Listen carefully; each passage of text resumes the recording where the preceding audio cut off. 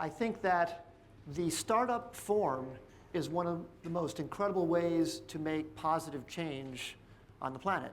It's an incredible organizational schema to get people together to rally and have equity stake and do very important things. So I want to try and share with you some of the things I've learned about the startup form, some of the things that I think matter most for success, how to iterate ideas to get to success, and I hope some of these things will translate to the efforts that you have. First, I want to give you a little background on my startup history to see the context from where these ideas come from. I've been starting businesses all my life. My very, very first business was selling candy at the bus stop in junior high school. I was 12 years old, and candy bars at the student store were 10 cents, and I saw them on sale at Save On Drugstore in Encino, California, where I grew up, for 3 for a quarter. So I bought candy bars, 3 for a quarter, 8 1/3 cents each, and undercut the bookstore by a whole penny. I sold them for 9 cents at the bus stop. And this was my little Pan Am bag that I filled with candy bars, took to the bus stop.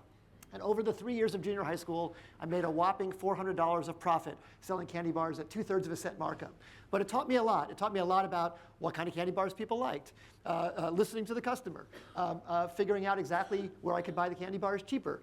And it was really, really valuable experience for me. It turned out I also took wood shop and metal shop in junior high school and fell in love with making things with my hands. And I used that $400 profit to buy some woodworking tools and started making things and selling them at the Rose Bowl swap meet.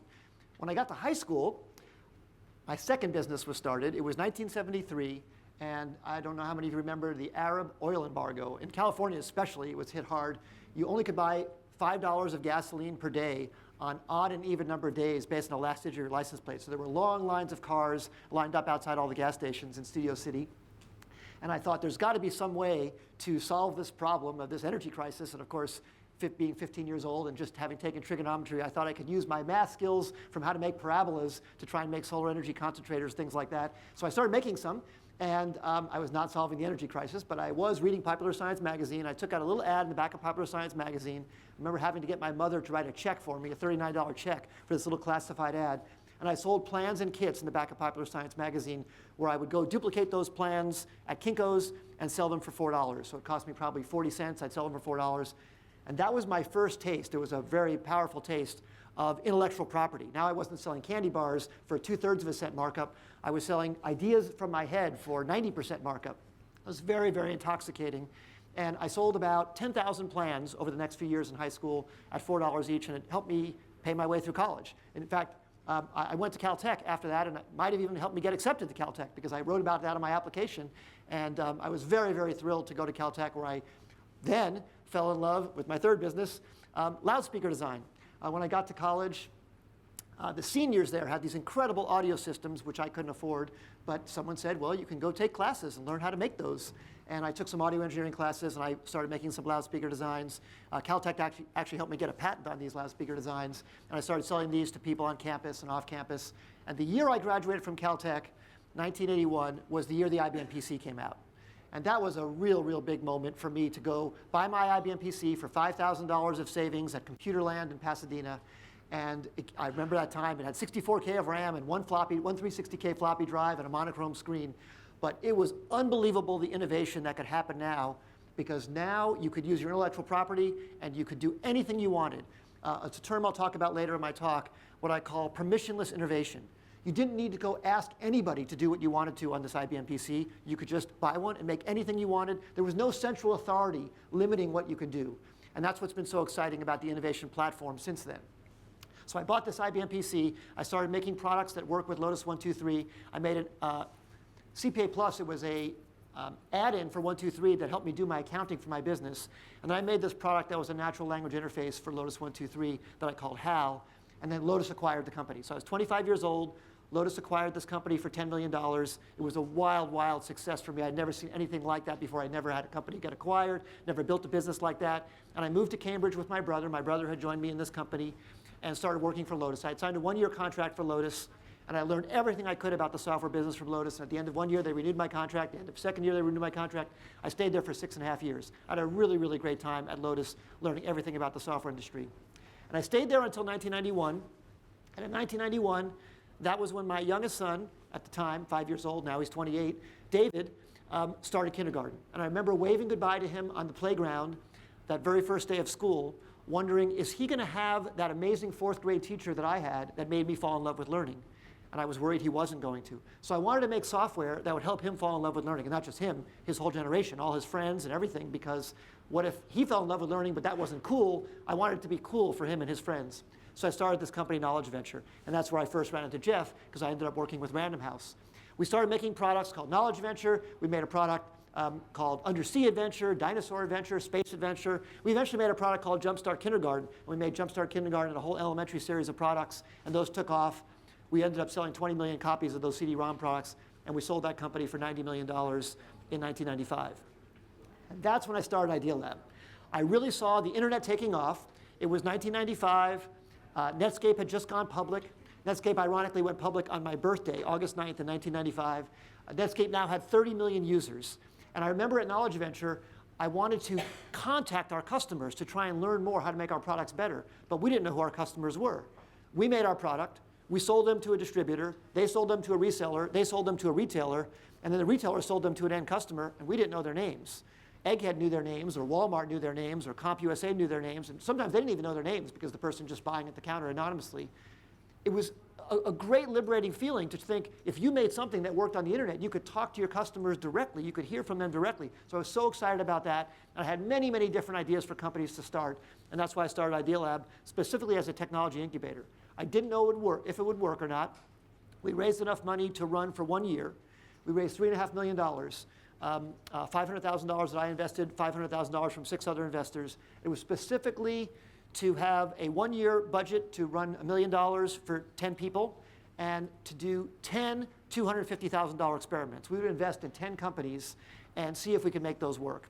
And we were looking for ideas all over. Basically, I was looking for things that I felt I wanted online. And remember the online times in 1995, 1996, it was a frontier. But also, there was a lot of worry about whether people would even put their credit cards online. A lot of people were worried about where it was even going to head.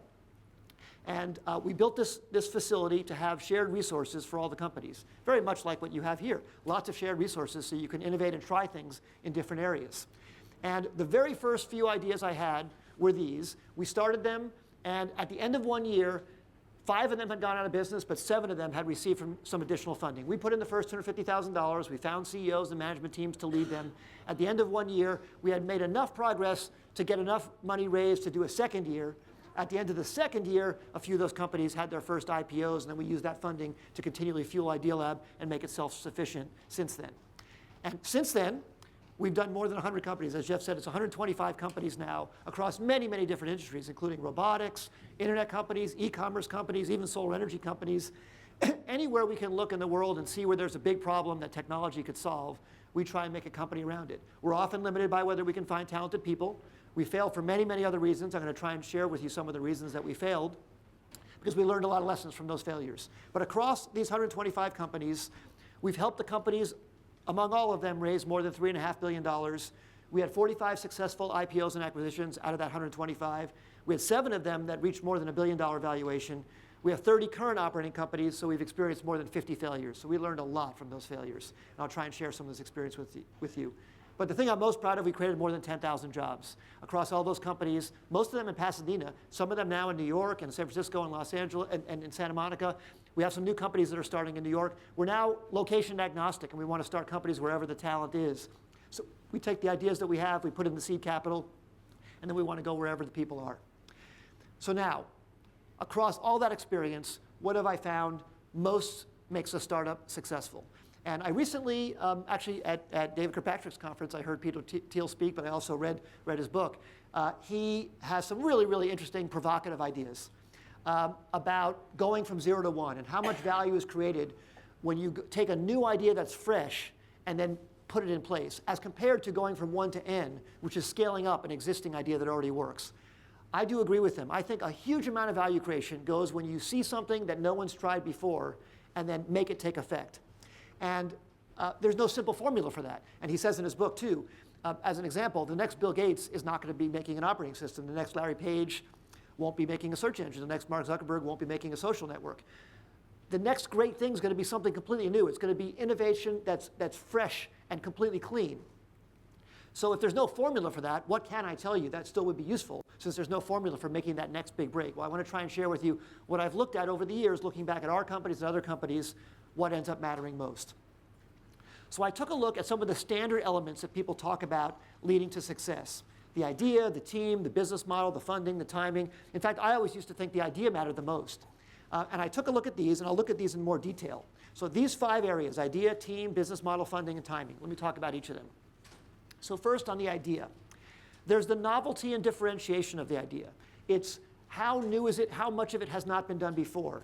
How much truth is there in the idea that no one else has seen before? And let me give you an example of what I mean by truth. Let's take Airbnb as an example of a company with an interesting new truth. Their truth was people would be willing to rent out a room of their house or their whole house to a complete stranger. Now, when that truth was first talked about with others, most people laughed at that. In fact, notably, I think Fred Wilson, a great VC here in New York, passed on that idea because that was just too outrageous. But in fact, it did turn out to be true. So moving the idea from being outrageous to actually proving that it was true, a huge amount of value was created. Well, I think that's an example of an idea truth. Now, that idea also had been tried before, but wasn't tried exactly the way they tried it. Another example of idea is competitive differentiation or competitive moats. Are there things you can build around your idea to protect other people from copying it? Okay, now to team and execution. And I'm going to tell you how I score all of these in a moment, but I'm just summarizing them first. When I look back at our companies, I often see some teams that were really, really effective.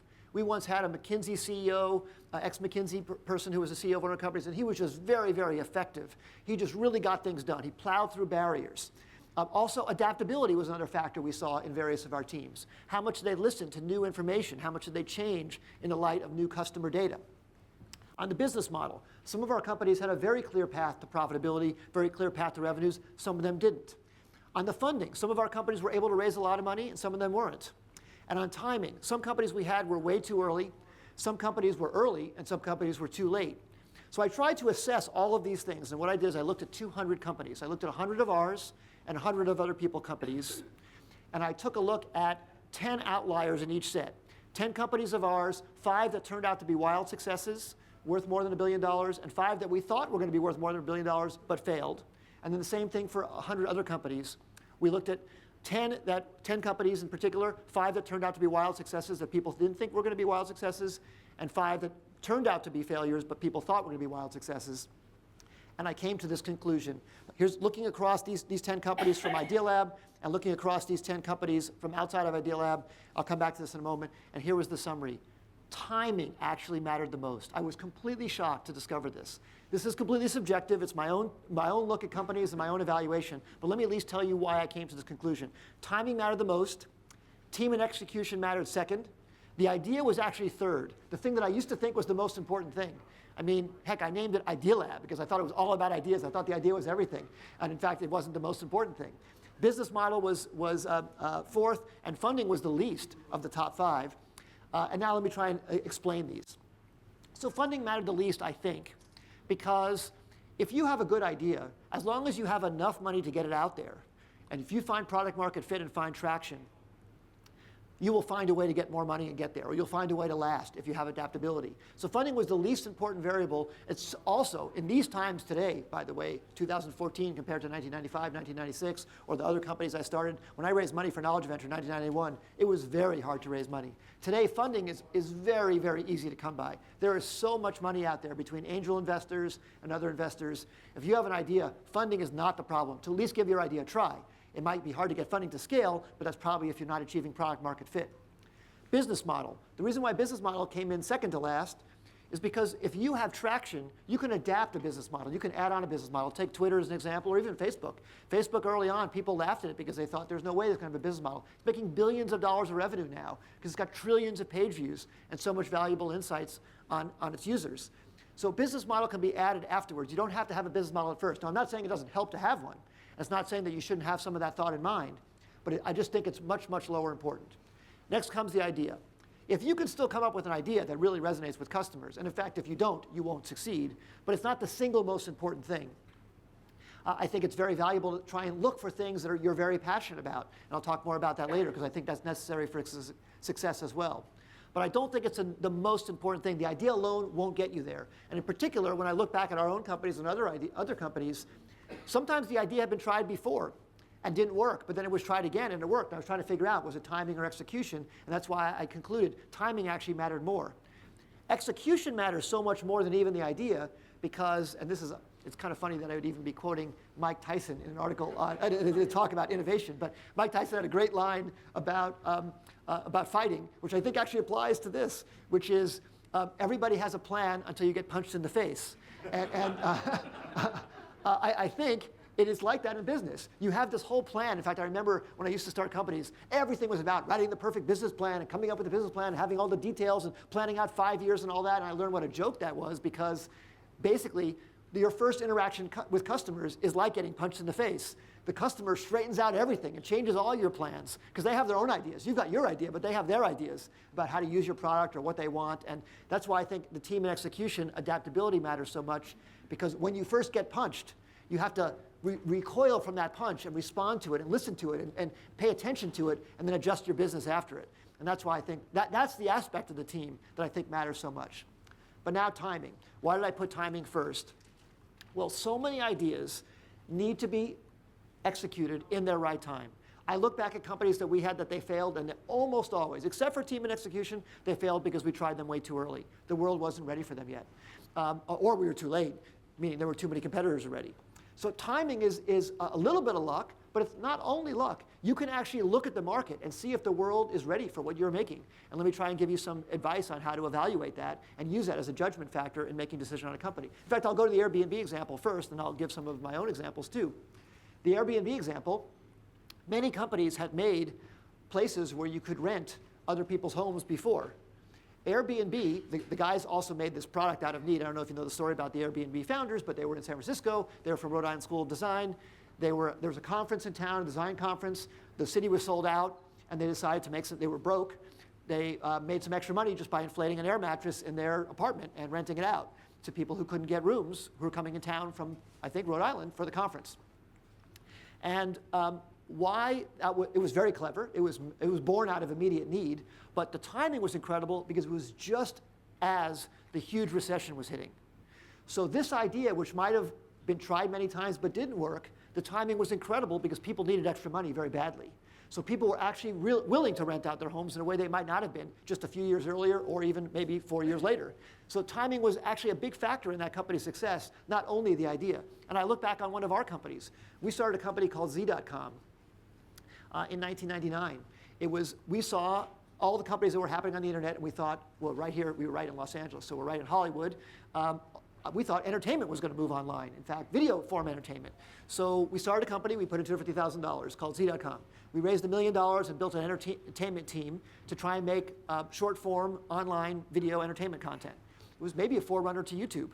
And then we even raised $10 million, built up a team of 100 people, and started signing comedians to exclusive contracts. In fact, I came to New York, and I actually remember this was a hysterical meeting. Me sitting in a room with Chris Rock, trying to close him on being an exclusive provider of content to this little website, Z.com. He barely knew what the internet was.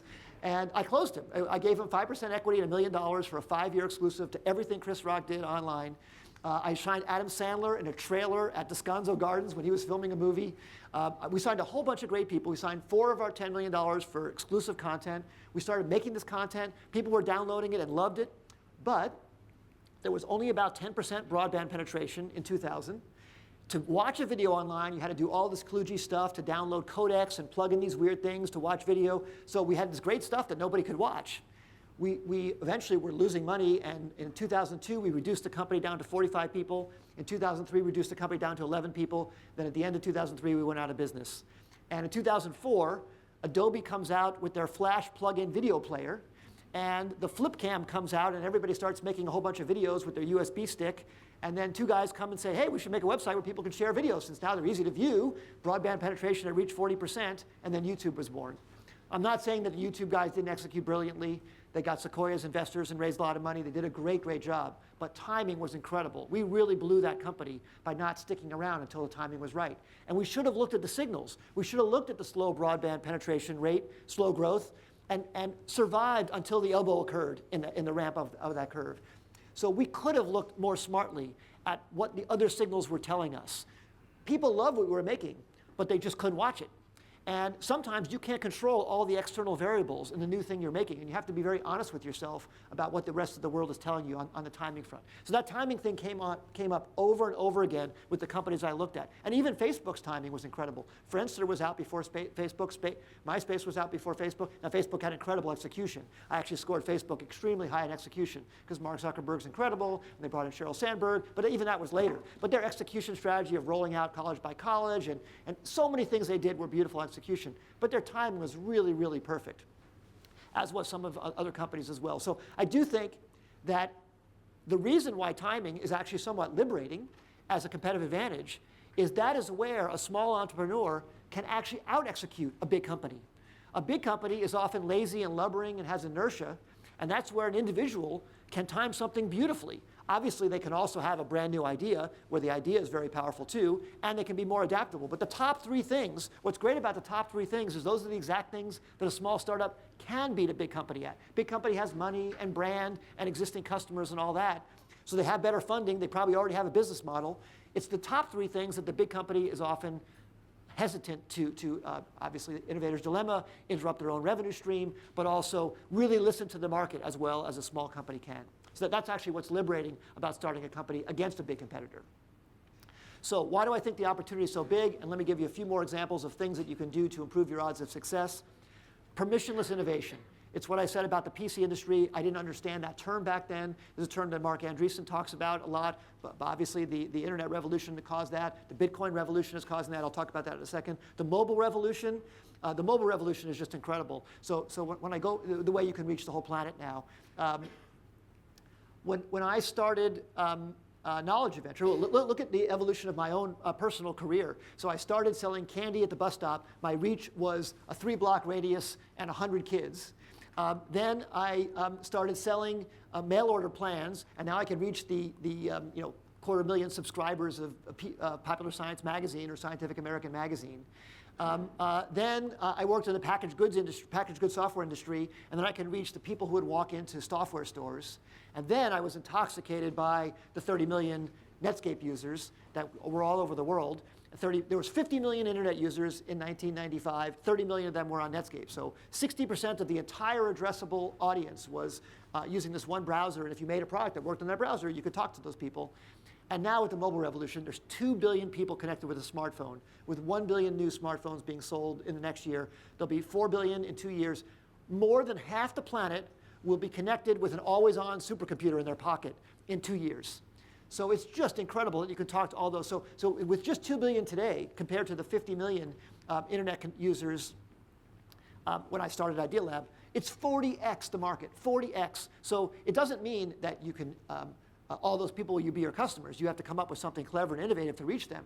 But it means that it's possible, that you don't have the barriers. Like I think back to Knowledge Adventure, all those distributors I had to convince, and those retailers and all those bottlenecks. Now, if you have an idea, and especially in journalism, you have an idea, and you want to talk to the planet, you can reach the whole planet, or half the planet, the people with smartphones in a few years. So that is just an amazing, amazing possibility. And when I look back on these last 3 revolutions, the PC revolution, the HTML revolution, the blockchain revolution, what's incredible about these 3 things is they're all underlying protocols. They're just protocols that someone invented that then took off enough to get adopted so that billions of people will use them, and then there's no one controlling them. There's no one controlling the PC platform or now the new platforms that are available to you. There's no one controlling the HTML platform, blocking you from making something for it. There's no one controlling the blockchain, so you can't innovate with payments or all kinds of things on top of it. And that's why I say permissionless innovation is why so many things can grow big so fast. And if you look back at other things, when I say mobile everywhere, you look back at other things and their growth rates. So it took basically 40 years for the computer to grow to 350 million PCs per year being sold, and it's leveling off at 350 million. It took a few years for the smartphone to get to 500 million a year and now 1 billion a year. So it's faster than anything else has ever taken off in history. So we're part of that revolution with the smartphone. And the tablet is taking off too, but at a much slower rate than the smartphone. And look at what that's enabled. And I'm not saying making $1 billion company is the end goal. To me, the end goal is making a positive impact on the world. but sometimes this is a measure of how fast you can have a reach. It used to take 20 years for a Fortune 500 company to reach $1 billion valuation. It took Google 8, it took Facebook 6, it took Tesla 4, it took WhatsApp 2, and it took Waze 1.5. So 1.5 years to go from 0 to $1 billion of valuation impact. So, and Waze, some guys in Israel were able to come up with an idea that could touch the whole planet. They could talk to all those smartphones, and they could have that big of an impact that fast. That applies to anything. If you make something that resonates with the mind of the customer, you can have that big impact. So now let's talk about resonating with the mind of the customer. So first, in coming up with ideas, my best method, the one I would recommend, but there's many, many methods, is look for ideas everywhere, and especially things that matter to you personally. So here's why I think it's so important to find things that matter to you personally. It's because every business I've started, even the most successful ones, always had tough times. Knowledge Venture had very tough times. All of our successes had tough times. The only way to make it through those tough times, if it's something you're passionate about, it's the only way I think you're going to be able to live to that next moment and find that new turn, find that fork in the road to make the company successful. I also think it's important, if it matters to you personally, that you can be a good judge of the idea itself. Now, you can at least make sure that you love the product. It doesn't guarantee that other people want the same thing that you want, but I think there's a lot higher odds if at least you're a good judge. I often have people come to me and say, what idea should I make? And how should I judge if people, like the focus groups, what method should I use? Well, I think if you have to rely on focus groups, it's very, very difficult to make judgments on improving your product. You definitely want to listen to other people. I'm going to give you an example of that in a moment. But I don't think you can rely only on other people to help shape your product or your company. Second, test, test, test. So this was something I ironically learned. This was a big help to me. I didn't know it. I didn't know anything about the term lean startup or anything like that when I was 15 years old. But when I did my little mail order business in high school, I went to the library and I read books on direct mail, and all they said was test, test, test. Test everything. Test every variable. Test your offer. Test your proposition. Test your product. Test everything. Try everything different. And I learned one small trick. You would never have to do this anymore. Obviously, that's what's so great about the internet, about having direct contact with your customers. But one of the things I learned in those books from the library in downtown LA was on each of the little ads I would run in the back of Popular Science and Scientific American and Popular Mechanics magazine, I would write a different address. All the mail had to come to my house. But I would write A gross, B gross, C gross, D gross. So each ad had a different code that I could tell which ad they were answering. So I would keep track. I didn't have a spreadsheet back then. There were no spreadsheets yet. Dan Bricklin hadn't come along. Bob Frankston hadn't come along yet with VisiCalc. But I would keep little tabular things of which I even would test what color ink when I wrote back to the people. I would write some letters back in handwriting, some letters back typing. I would write some letters in calligraphy. I would find that if I would write in calligraphy, I'd get a much higher response rate because people think they were getting a wedding invitation in the mail, so they would open it. But I would test everything. And it's so valuable to do that. And now I carry that forward today in my businesses, is just try and find out what matters to your customer by testing every different aspect of it.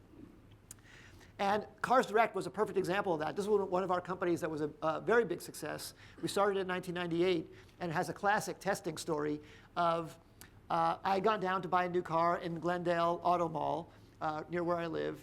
And I had a terrible experience, the usual terrible experience, buying a car, where I went in, I wanted to buy the car, I knew what kind of car I wanted, and then I told the guy, and he said, oh, well, we can't get that one. Oh, that's not available. He goes in his computer and fake types and says, oh, that's not available anywhere in the area, because of course he doesn't want to get it from another dealer. He wants to sell you one that he has in the lot. And it does the whole runaround where I have to get the car without the features that I want and all that. And I left frustrated and said, boy, wouldn't it be great if you could just go to a website, type in the configuration you want, I'm willing to wait, I'll put $1,000 down, just have the car show up in a flatbed truck at my house, and I'll pay the balance when it gets here.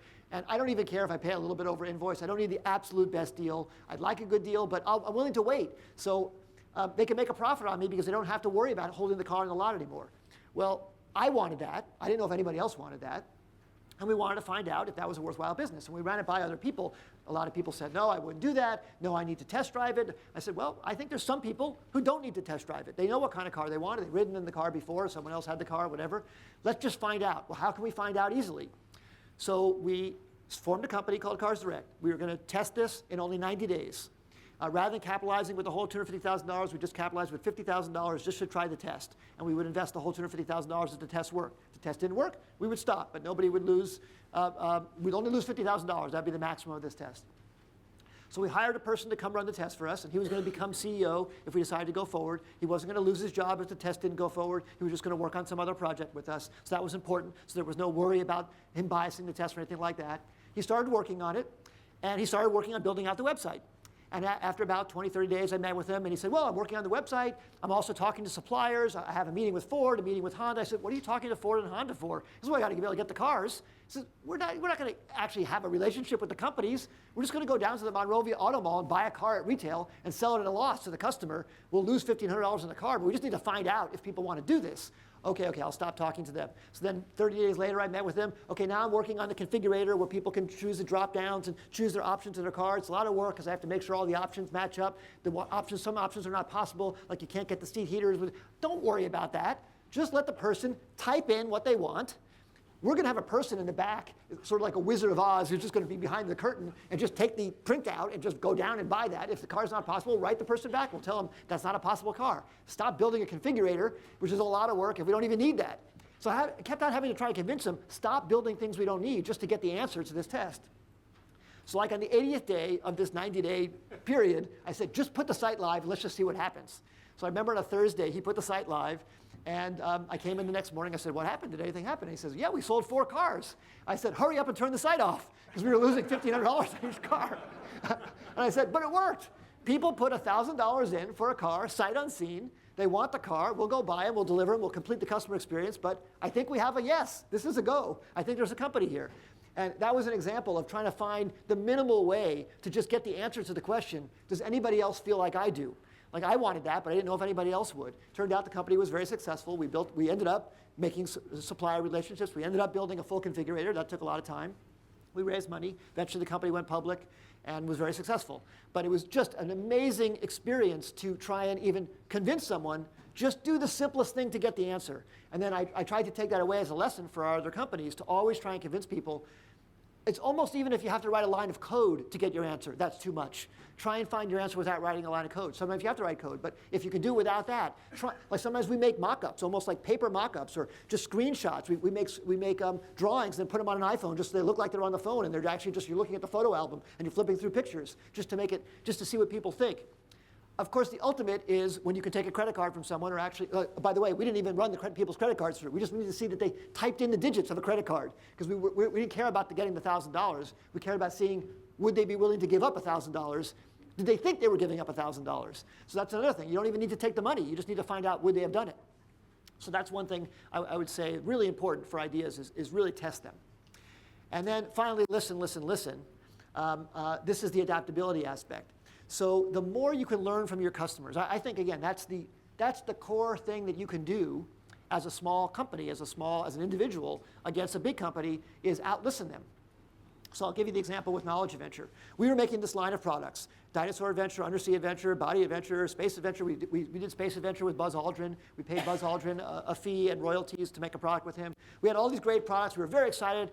Kids loved them, parents loved them, but they weren't selling that well. We were selling okay, but we were not profitable, and we were going to have a really tough year. One particular Christmas in 1993, we were probably going to go out of business. We were not going to make it. We had 65 people in the company, and my brother, who was working with me at the company, also came up with this idea. We've got to make our numbers this Christmas. Let's start this thing called Weekend Warriors. Let's send everyone in the company out on the weekend. Everybody will get Monday off, but just for these 4 weeks up until Christmas, everybody take a laptop, go buy a box of donuts, bribe your way into the store at 10 o'clock on Saturday morning when they open, go set up your laptop at the end of the aisle of the kids' software and just demo all day and sell whatever you can. And of course, when you go to a store and demo, sales would go up at that store from 1 product per day or 2 products a day to 30 products per day because you're sitting there demoing at the end of the aisle all day long. We were able to boost our revenues enough to make it through that Christmas. But every Tuesday when people came back to work after Weekend Warriors, we'd have a whole company meeting. It was about like this. And everybody would get together and tell stories, funny stories, crazy stories, whatever they learned from their experience that weekend. And I got assigned to the CompUSA in City of Industry. Someone else got the Egghead on Lake Avenue. Someone got the Fry's in Woodland Hills. Wherever it was, someone would come back with stories. And what we would find is this was a perfect example of what people would see. There'd be a mom walking down the aisle, picking up the boxes in the software aisle, and looking at them, looking at the back. We even had a fold out, reading it, and then putting the product back down and walking away. And we were so frustrated that they were holding a box in their hand. They were about to buy it, and they wouldn't buy it. And we concluded, after 4 weeks of doing this, that the reason people weren't buying is they couldn't figure out if it was for their child or not. And in fact, I had always been trying to make the product for the widest age range possible. In fact, our products used to say for ages 8 to 108 to try and indicate anybody could learn from this. But that was actually not such a great thing. We didn't know that. So we said, what can we do to try and make people understand? Because there was no freemium software. There was no way to do a try before you buy. You were in the store, the CD-ROM product. And we tried to come up with something that would convey to the parent that it was actually for their child. And we came up with this idea. What about if you make a product called Jumpstart Kindergarten? It would be for only one grade. It would be absolutely clear who it was for. Like a parent would look at it and go, well, that's for my either preschooler going into kindergarten, or that's for my kindergartner, give them a head start in kindergarten. And we ran this by our sales force, and they said, can't do it. It will never sell. There's only 4 million people of each age range, 4 million children of each age. So by going for such a narrow audience, you can't do that. I said, well, just take it to the resellers and see if they would do it. So they took it to a distributor. We had SoftSell and Maricel and these resellers. And they said, no, it won't sell. We can't take something that narrow. So we killed the idea. But it kept on nagging at me that this actually was what parents were looking for, something that was very specific to them. The same great idea of making kids fall in love with learning. I was really opposed to making skill and drill software. Like the other software at the time was like Reader Rabbit and Math Blaster, and it was all about practicing math over and over. I didn't want kids to practice math. I wanted kids to see discoveries and have their brain get thrilled with that learning moment. So I really wanted to do this. And despite everybody objecting, we had a little skunkworks effort in the company. We spent basically, again, $250,000 to make this product and just give it a try. We made the product. The sales force still objected. The resellers still objected. But I just made them take a production run of 10,000 units and put it in the store. And it took off like crazy. We sold 20 million copies. It took off like crazy because we eventually made the whole series. We went all the way up from kindergarten through 6th grade. We made a whole, so we basically took our old products and just broke them apart for more narrow age ranges. And this resonated with the parents, exactly. So this is the ultimate example of nobody told us to do this. In fact, everybody told us not to do this. But it was an insight that came from listening to our customers. And again, they didn't say it, but they were showing it with their actions. This is what a startup can do better than anybody else. Can be really in contact with their end user and really look at what's bugging them, really look at what's not working, and then try and come up with the insight to make a great business. And I think that's what's so great about the startup setup. And again, a big company might not be willing to take the risk. In fact, we were almost even too big of a company to take the risk. We were too worried about cannibalizing our other revenues or too worried about rooting the relationship with our resellers. But you have to do that. You have to hear what the customer's saying. And acquiring complementary skills. So this comes to the execution part. After I graduated from Caltech, I had a lot of friends from Caltech. I hired all of them to work with me in my business. I hired a lot of people like me. And I learned when I was 35, much too late, but it took me a while, at Knowledge Venture, that I had to start hiring some people that were not like me. I had to get a CFO. I had to get a sales guy who could make numbers. I had to do all these other different kinds of talents.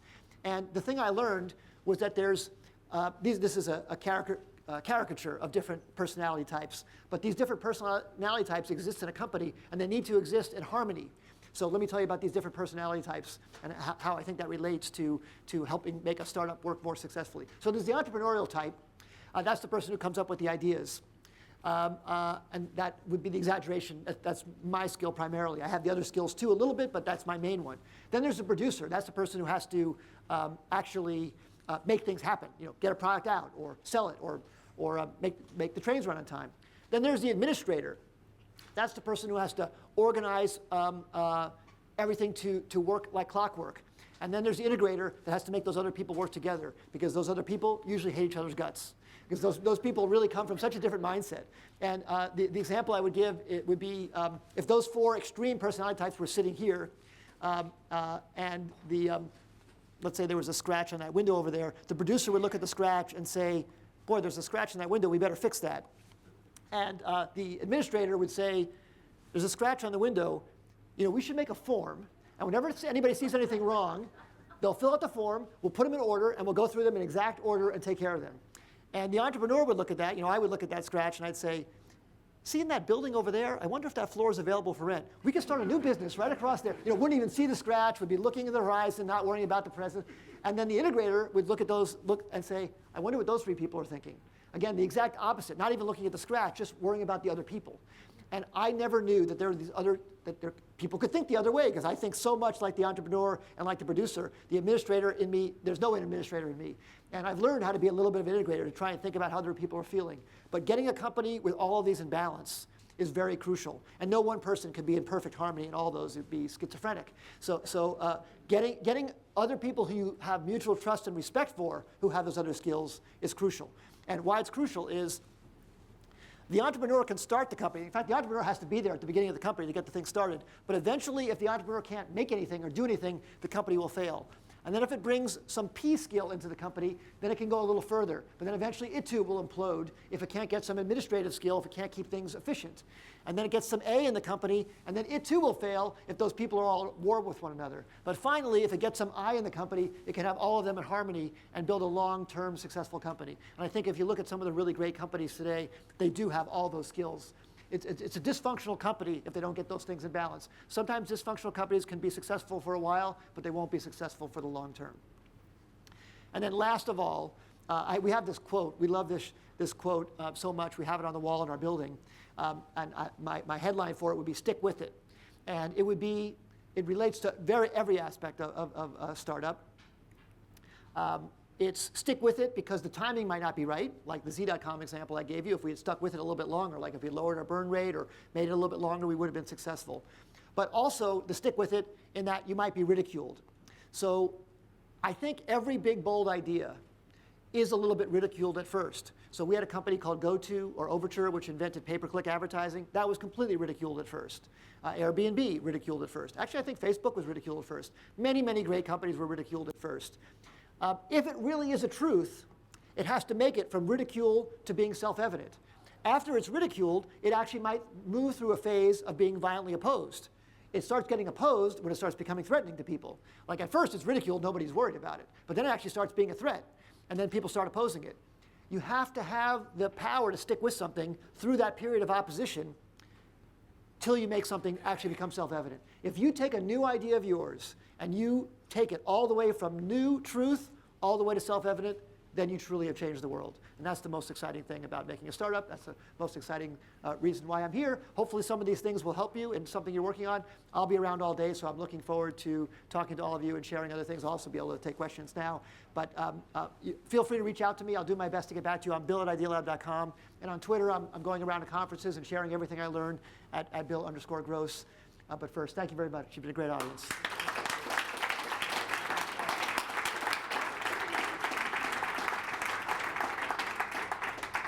As I knew and predicted, that was great. We're going to take that video, I'm serious, and package it as knowledge adventure entrepreneur and make it required for all of our students. I want to get to questions from all of you, but let me just start with one or two myself. I'll be greedy. I've had the privilege of sitting next to you with your laptop open, your giant laptop open, your giant spreadsheet of ideas. And so, right, I take it the idea is not the most important thing, but if you don't have that, you're nowhere to start, at least.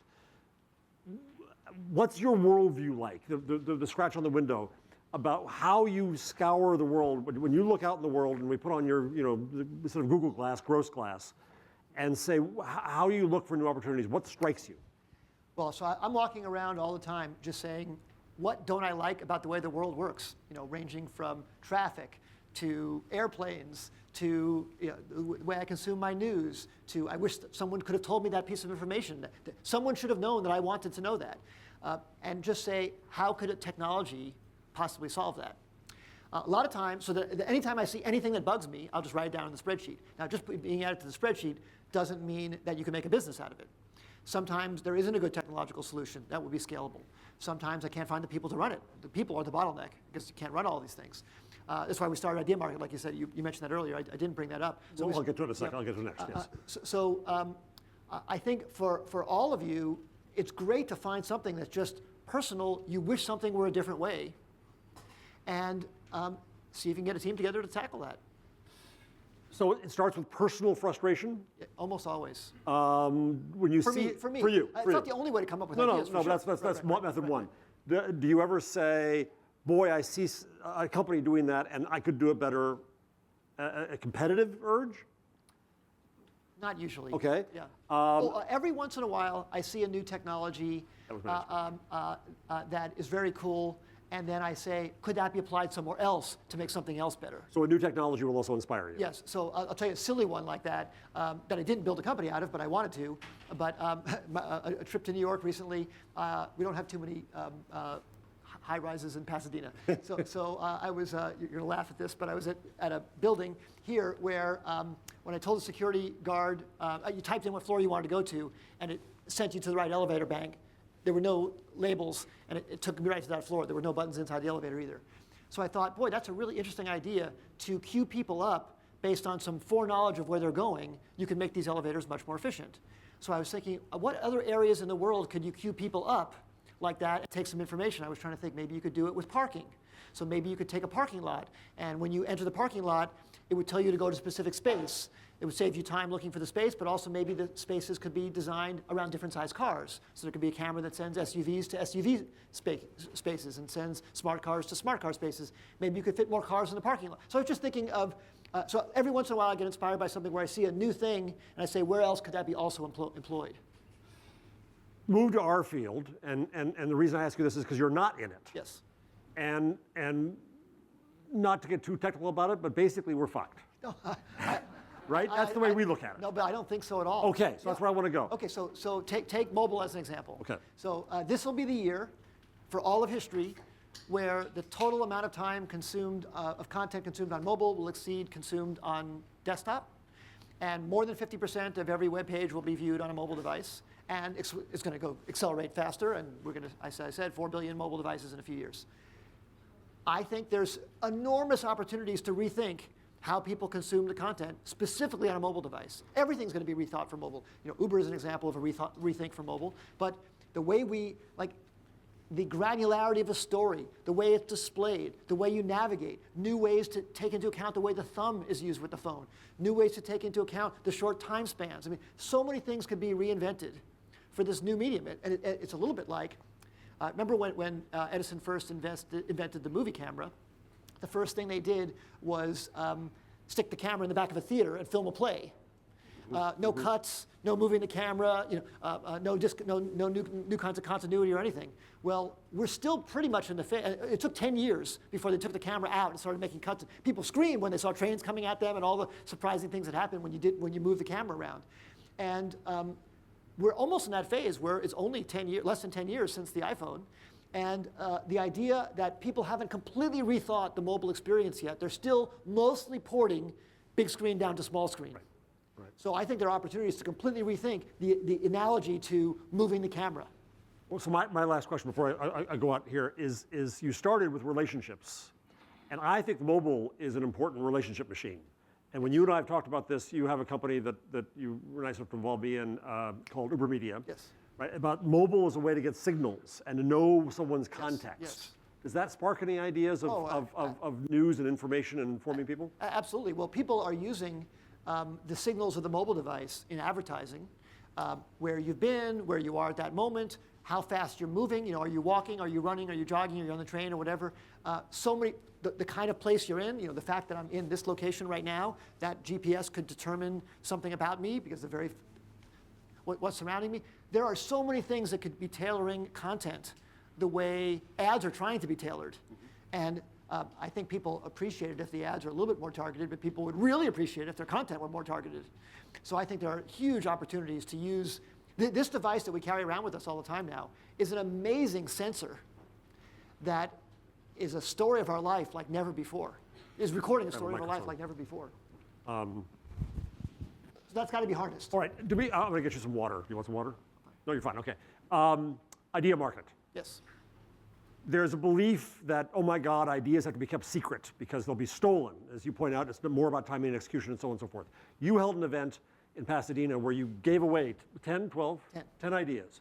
And that led to Idea Market. Yes. That generosity and openness, I think, is important. Talk about that transition, because I think it's a chance for some of our businesses and students to follow that model. So for 17 years of Idealab's 18-year history, we always kept the ideas very secretive. And the lawyers always said, you can't post those ideas, you can't talk about them in public until we form the company and all that. We got to protect the IP, we got to do all this stuff. And then about a little over a year ago, I started doing the spreadsheet I was telling you about where I was writing down all these ideas.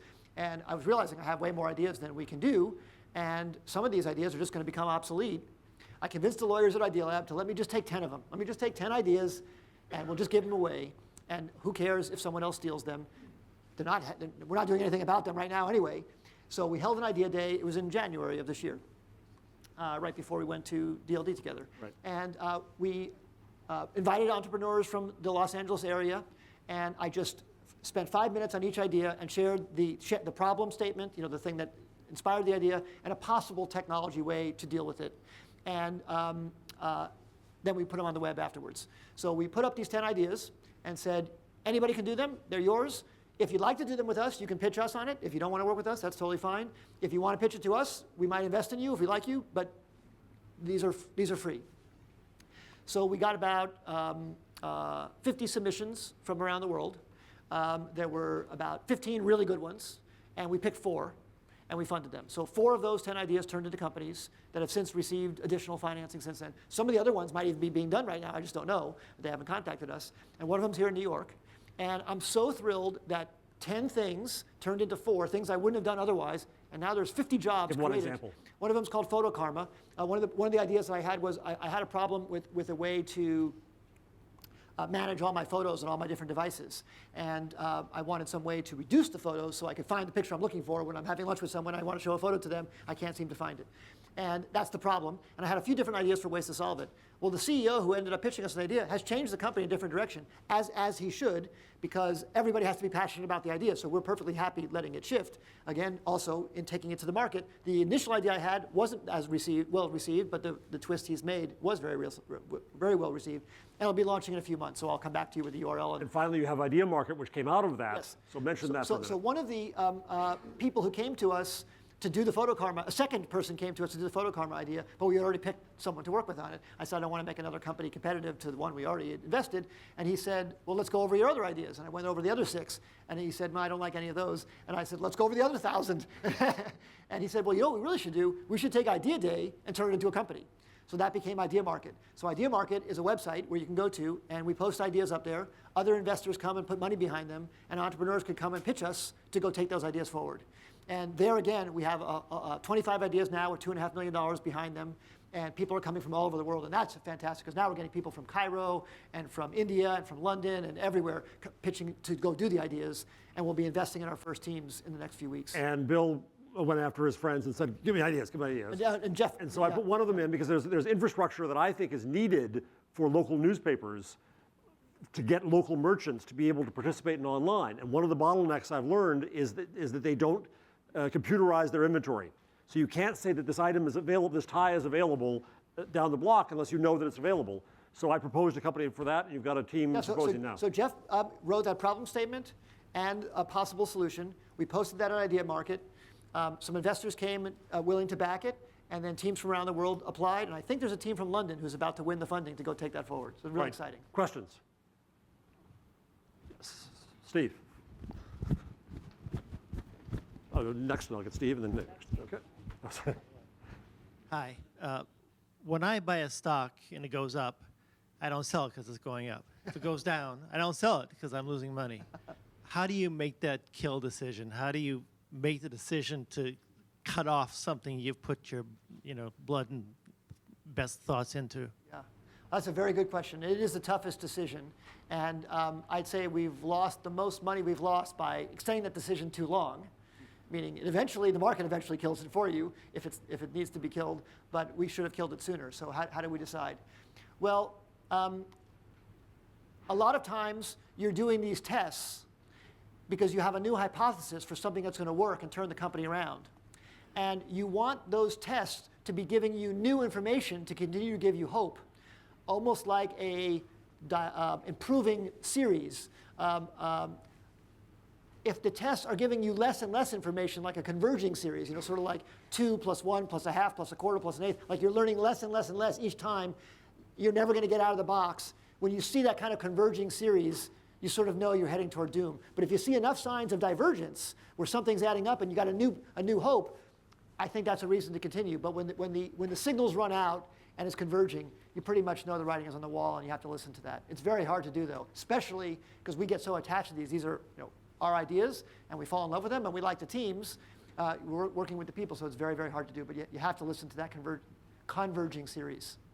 We're in a question quarter here, so I'll get these two and then David, and then I think we'll probably be it. Yeah, is there an idea market for journalism story ideas? Have we seen that yet? That is a great idea. Maybe Jeff and I will do that one. I may be discussing this with you later. That is a great Well, idea. you have journalists being supported by Kickstarter, journalism being supported by Patreon, which is a different kind of platform, Indiegogo. Individual story ideas? Yeah, sometimes yes. Yeah, projects, individual projects. Okay. Here and then David. Hi, Peter Summer. I'm a founder and chief executive editor of Capital Intelligence Group. Last week I was with Mary Jo White and the whole Security Exchange Commission on the Jobs Act capital formation. And they made it crystal clear, this is what happened with Geithner, the Treasury Secretary, that the Jobs Act and the whole thing's a benefit about being able to go to market was initially meant, and its main spirit is to provide access to capital for veterans, minority-owned, women-owned businesses to get on the market. And this is something that seems to be lost in this kind of euphoria, sort of like the dot-com days. Can you address that? And why aren't we going back to the traditional, go to your banker, get a private equity, Goldman Sachs type approach to financing new businesses? Yeah, I wish that some of the holdup with the Jobs Act would be resolved. I don't know what it's going to take to get there, but despite that, because I think that would make things better if we could resolve that, it still is pretty easy to get capital. I don't want to make it sound like it's a walk in the park, but for some valuation, you can find $50,000, $100,000, $250,000 to try out something these days. And it just means you have to give up more of your idea. When I raised my first money for Knowledge Venture, I raised $70,000 at $170,000 pre-money valuation. So I gave up a lot of the company, but no one believed in that idea, and I needed the money, and then I raised $100,000 at $900,000 valuation from Michael Dell. He was the second investor. Still, $900,000 valuation. Again, giving up a lot of the company. So those people made out very, very well, but I'm very happy. And I needed the money to do it. So today, you could do way better than that. Or if not, you still could do that. And if you get a team together of people passionate about something, you could find $100,000 to do something today, and that's what's exciting. That at least gives you an at-bat to give it a try. And that's what's exciting about entrepreneurship right now. David? Bill, it's a fantastic talk. Oh, thank you. But with your inimitable modesty, you left out something that I think you should really talk about, which is, this is a media kind of group. You pioneered what is, without question, the most lucrative business model that media has ever seen. I think you should talk a little bit about it. Oh, thank you, David. Well, what was happening was, it was 1998. And search engines there were 5 search engine companies public already, and everybody thought that search was pretty much over. Yahoo was public, Excite was public, Lycos was public. But search was getting much worse. Like I was noticing that if you searched for the word cars, you would get cheerleading sites and even other porn results just on the word cars. Like it was absurd how bad the results were. Like 4 of the top 10 results were spam at Lycos in 1998, and it was because it was free. You could put any keyword you wanted on your web page, and Alta Vista and the other search engines looked at the frequency of that word on the page as a judge for whether that page was relevant or not. Because that was a simplistic way of doing it. In a world of no spam, that actually does work.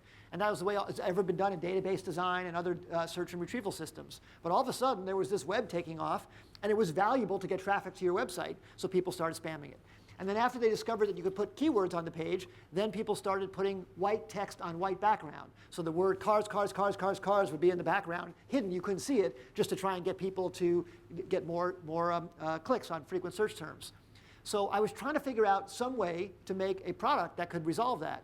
And I tried an editorial approach, but that doesn't scale. And I was trying other algorithmic approaches, and I didn't come up with the brilliant PageRank algorithm that the Google guys came up with. But I thought, maybe money would work. Maybe if you make people bid on the keyword that's relevant to them, they would only bid honestly, because there's no point in spending money for a keyword that's not relevant to you. And I remember that from my experience in my loudspeaker days, actually, when I had my stereo store. I had to pay for a Yellow Pages ad. And when I had to pay for the ad, they asked me what section I wanted to be in. And of course, I wanted to be in the audio section, not in the lawyer section or the plumber section. Why would I pay money to be in the wrong section? So that gave me the idea that maybe, well, one, paying is okay. Paying for ads around keywords was okay, as long as you disclose what's going on. And maybe that would be a better way to organize things. So I started this idea, it was called GoTo at the time, and we decided to have a bidding system where you could bid on the word. I set the prices very low at first. It was 1 penny per click. So every search term was available at 1 penny per click, and you could bid, and then it was an auction. You could bid above and bid above. And many, many people thought that was a terrible idea. And when we first came out with it, Yahoo said they would never, ever have any party to do with that. I remember in the Wall Street Journal, a very negative article came out. I think Mossberg said something very negative about it. I will And confess Don that Clark. I ridiculed it to you too. Yeah. And I really felt, and I had argued with people in our company too, but I said, look, as long as we're honest about it, we disclose the cost to the advertiser and tell people what's going on, I think it will actually yield better results for people because no one will ever spam and put their money on the wrong word. It took off like crazy. I mean, it was incredible. It was making $300 million in revenue in just a few years. The company went public, had a multi-billion-dollar market cap. 2 years later, Yahoo said, well, maybe we'll give it a try. And then they did a partnership with us, 50-50 rev share, and then it made $800 million revenue for Yahoo. So it was the #1 source of revenue for Yahoo back then. And then 2 years later, they acquired the company. Along the way, Google came out, brilliant PageRank algorithm. And then they ended up copying the idea, infringing on the patent, but then they acquired the patent so that they could use it. And then that led to the business model that we see today. So it's not, it's actually, new business model needs to be invented because now mobile is different. People don't type in their keywords as much anymore. So I think there's a new opportunity to try and figure out how to make the new world of monetization work on mobile devices even better, and I think that's a wild and exciting frontier. But David, thank you for bringing that up. But that was a perfect example of ridicule, threat, and then adoption. You know, Google adopted it eventually, Yahoo adopted it, Microsoft adopted it, everybody adopted it, but it took time. It took 5 years from when we first came out with it to what Yahoo finally acquiring the company. I think we have time for one more here. Sorry.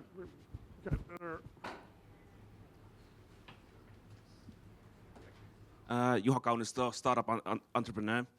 You had great examples of business innovations. You had great examples of technology innovations. Somewhere about content innovations. But from what I've seen with my work with media is that what they need to replicate the success of startups is actually a cultural innovation. We don't have Stack Overflow for journalists to check what to do when someone at a crime place fails to contact you or something. Do you think journalism and media need kind of a social or culture innovation to actually succeed? And what would that be? Yeah. Well, that's a great point. I can't speak to that cultural shift required because I don't know the journalism culture well enough. But I can say that the culture does matter a lot to success. We are very lucky in the United States to have a culture very open to entrepreneurship. I think the reason why we do so well is the failure doesn't put a scarlet letter on us like it might in some other countries. So maybe France, potentially, if you start a company and then you fail, I think a lot of people don't want to hire you again after that, don't want to give you another chance. I think in the United States, and especially in New York and California, if you fail, I, as a hiring manager, think that's a benefit. Like if I have someone who has failure in their history and has learned from it, you know, paid attention to it, like if you have failure and you don't listen to it, that's useless. But if you have failure, so that culture I think is already here in this room. I think the culture you're speaking to is all the other tools that startups have. Openness. Yes, I see. Talking about openness. Yes. Well, I think that is a important attribute. I think that we have a head start in that at least our culture is receptive to that. If that needs to be infiltrated more into journalism, maybe we can find a way to help make that happen together. Bill, I cannot thank. Oh, Thank you so much. It's really, really great. I'll be around. I'll be around. all For right, the rest of all the right. And I apologize to you, but he's a show off, so he's gonna yell at me if I don't. Okay, I know it is. Give you a plaintiff look. Thank you, Bill. You mentioned a couple of times that most of your ideas are triggered by something in the world that frustrates you. And I know exactly what you're talking about. That's exactly the position I'm in. And I was wondering if you could help me get to the next level with the thing about the world that frustrates me a lot. Well, I would like to talk to you about the specific idea. We'll do that I can afterwards. tell you right now, Yeah, the problem is I don't have enough money. So if you could fix that. That was a great setup. I'll still talk to you about it afterwards. All right, one more, real fast, and then we'll.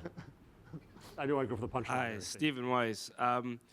Yeah, I think one of the interesting things from your study is something that would really not be a surprise to anyone here, the idea that timing matters most, team execution matters second, and the truth that you're revealing is only the third most important thing. For journalists, that happens all the time. You look at all the people, for instance, on the Bill Cosby story.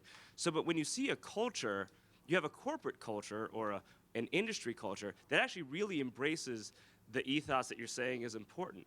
So when you see a bunch of people who do that every day in their jobs, but they're not doing the innovation that you're talking about in terms of their corporate innovation, what's the problem there?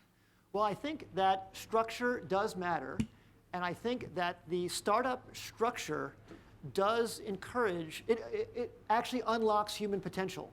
So I think taking people and putting them in a situation where they have a high equity stake, or even any equity stake, but like once you give people 1% of something, and they have 1% as a magic number, I mean, it's not a magic number, so I'm using it as an example.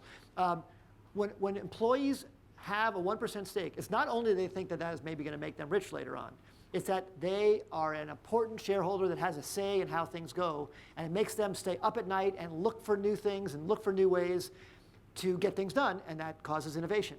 So how to get that? Well, I think if the context is to try and have it happen inside of a big corporation, then corporations, I think, need to try and find new ways to equitize people or new ways to organize people. Or lots of accelerators and incubators are around to try and take people and put them into teams where they have that high personal stake that actually unlocks the human potential. But I do think there's actually a true unlocking of human potential that occurs when you organize people properly in a startup.